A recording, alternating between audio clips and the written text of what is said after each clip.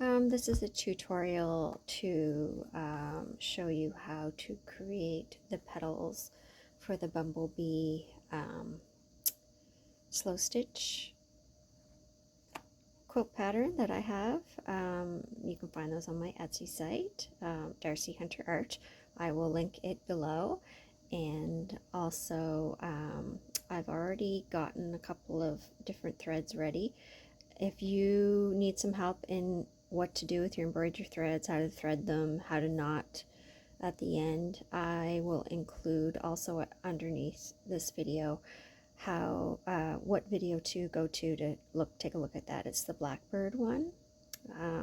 So I've gotten everything ready. My petals are all cut out. So my petals, I just used a template, a little template made out of paper, and this is right from the pattern, right underneath figure 1. And I just cut, I used layers, like I layered 2 or 3 together, and I just used this kind of as a guide. I didn't necessarily make it exactly the same size as this template. I made some a little bit bigger, some a little smaller, but I just used this kind of as a guide, and I would cut it out, and then you can trim at the end to make them a little smaller, or you could go a little bigger and make them a little larger, because in nature, of course, all the petals aren't exactly the same size, and your artwork will look much nicer if your petals are different sizes. It looks a lot more natural. So I have 5 of each cut. So I'm now just going to start placing them onto my background, and if you follow the instructions in the pattern, you will know how to do this part. So I am just looking at the picture. So if you look at the picture of your pattern, the Bumblebee pattern, you can see where the flowers are placed. I don't necessarily place them exactly as the pattern. That's just to kind of give you an idea. But if you want to follow the pattern, use the fabrics that I've given you if you bought the kit, and just kind of follow along, and you don't have to place them exactly where they're on the pattern. But so I see on the pattern there's a light one and a dark. Okay, so you just kind of go along, and I've tucked some in underneath, and there's 5 petals in each flower, so you can kind of get an idea of what I'm doing here. But what I'm going to do is I'm going to do one at a time. So I'm just going to take that one and start there. And I'm going to take one of my threads. I've got 2 ready to go. It's just 1 strand of embroidery floss. And I don't want to stitch all the way out to the edge. I'm using a straight stitch, but it's going to be a big straight stitch. So I can start in the center.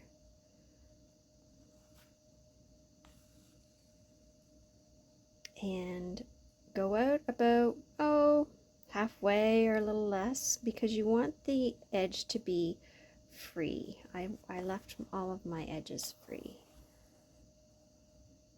So there's 1 stitch. Now if I wanted to, I could take my other thread, which is a lighter pink. I've got a medium pink and a lighter pink, which I've shown right here. I'm going to add a couple lines in the lighter pink now. And you don't have to start in the exact same spot. I don't know how that happened, but I got in exactly the same spot, but you don't need to do that. It just has to be close to the center. And these are just like the lines that would come out from the center of a petal. Okay. Sometimes if you use 2 different threads, it can get a little tangled up, but I'm going to try my best to keep them not tangled. If you don't feel comfortable, just do maybe one piece at a time, and then you can come back with the other color, or 1 stitch at a time, I mean. So there's my first petal, and now I'm going to add a dark, or medium dark. I'm going to overlap them. So there's that one. So I'm going to choose one of my needles here. And I've added 2 or 3 stitches in each one. So 2, 3, 4, whatever you feel like doing. You don't want them all the same again.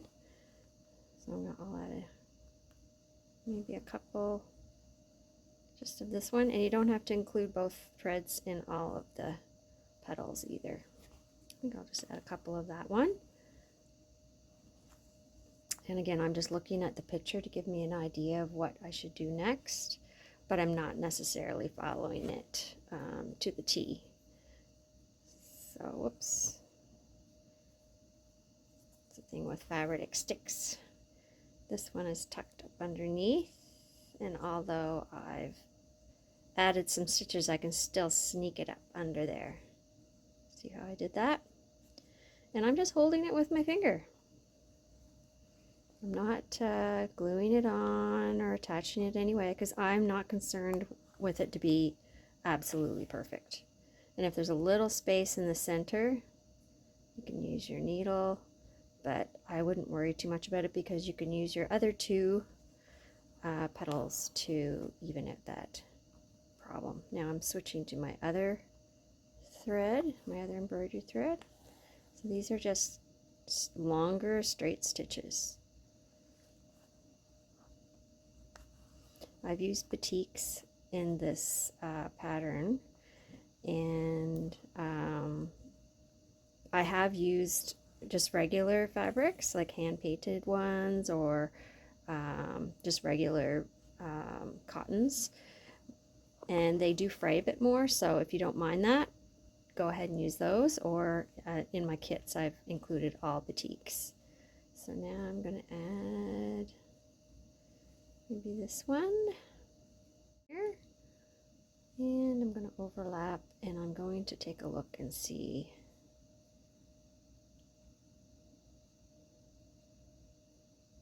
how that looks.